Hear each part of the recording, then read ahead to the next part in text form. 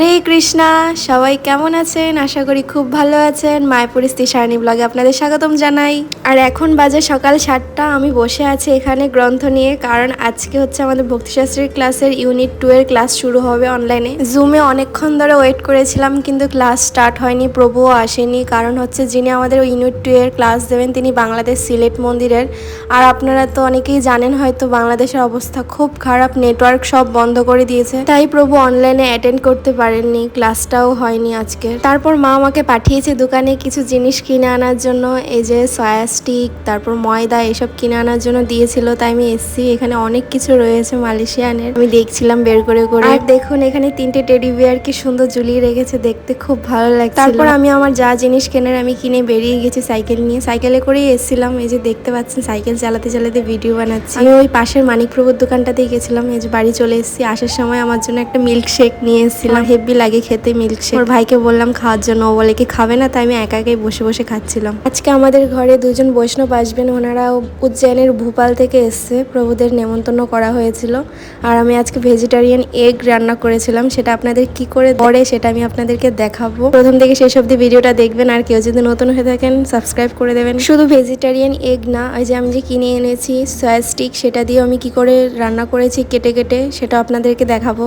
আর এই যে দেখুন আমি নিয়ে বসে গেছি। আর আলুগুলো কি করতে হবে, প্রথমে খোসা ছাড়িয়ে মাঝখানে অর্ধেক করে নিতে হবে। তারপরে যে মাঝে থেকে আমি যেভাবে চামচ নিয়ে মাছের এগুলো বের করে নিয়ে রেখে দিচ্ছি, এভাবে কেটে নিতে হবে ফার্স্টে। অবশ্যই সাবধানে করতে হবে যাতে ভেঙে না যায়, আস্তে আস্তে করতে হবে সেটার ভেতরে। আর ভেতরের যে আলুগুলো রয়েছে এটাকে আবার পরবর্তীতে রান্না করে খাওয়া যাবে, তাই আমি ফেলিনি, এটা কেন ফেলবো, খাবারের জিনিস। তারপর আমি এভাবে কেটে নিয়েছি সবকটা আলু। দেখুন দেখতে কেমন হয়েছে, একটা সুন্দর একটা শেপ এসছে। ভালো করে কাটতে হবে এটাকে। আমি এটাকে নুন হলুদ দিয়ে ভালো করে মাখিয়ে ভেজে নিয়েছি, ডুবো তেলে ভাজতে হবে ওটাকে। আর এই যে দেখতে পাচ্ছেন আলুর ভেতরে যে এগুলো ছিল, এগুলো আমি আবার ধুয়ে ফ্রিজের মধ্যে রেখে দিয়েছি, কালকে ভাজি করে খাওয়া যাবে তার জন্য। আর এখানে এগুলো হচ্ছে যে সয়া স্টিক গুলো ছিল, স্টিক গুলো থেকে আমি বের করে এগুলোকে ছোট ছোট পিস করে নিয়েছি। আর এখানে আলুগুলোকে আমি ভেজে নিচ্ছি দেখুন। আর ওই পাশে কড়াই বসিয়ে এখানে সয়া স্টিকের এগুলো ভেজে নিচ্ছি নুন হলুদ দিয়ে। শুধু নুন হলুদ দিইনি, এখানে সাম্বার, জিরে গুঁড়ো, আদা দিয়ে ম্যারিনেট করে নিয়েছিলাম, ম্যারিনেট করে ভেজেছি। আর এখানে আলুগুলো ভাজা হয়ে গেছে, এই যে দেখুন কত সুন্দর এসছে। এটাকে ঠান্ডা করে নিতে হবে।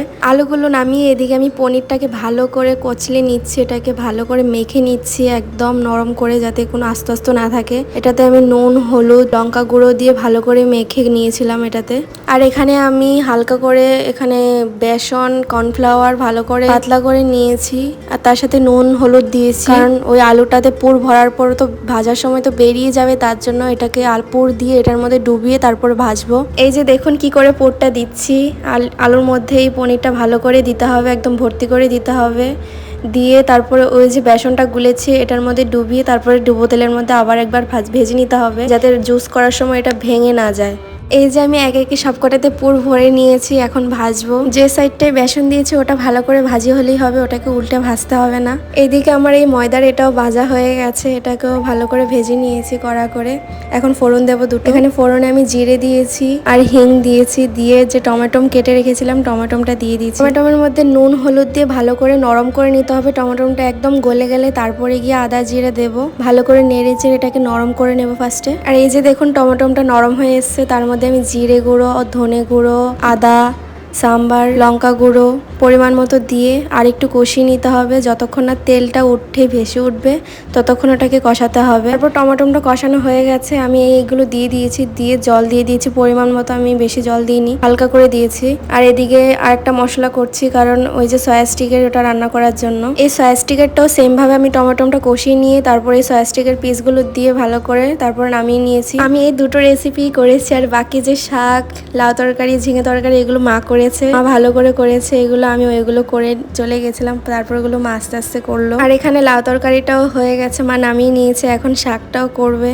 সবকিছুই মোটামুটি হয়ে গেছে, এখন ভগবানকে ভোগ দেবে। যে প্রভুদের আসার কথা ওনারা তো উজ্জয়ন থেকে আসবে, উজ্জয়নে না একটা অন্যরকম দেখলাম যে সকালে 10টার দিকে সকালের প্রসাদ পায় আর দুপুরের প্রসাদ পায় বিকেল 4টে 5টে, তার জন্য ওনাদের আসতে দেরি হবে। আর এখানে ভোগও দেওয়া হয়ে গেছে, দেখুন কত সুন্দর লাগছে। কখনো সময় থাকলে বাড়িতে ট্রাই করবেন এই রেসিপিগুলো।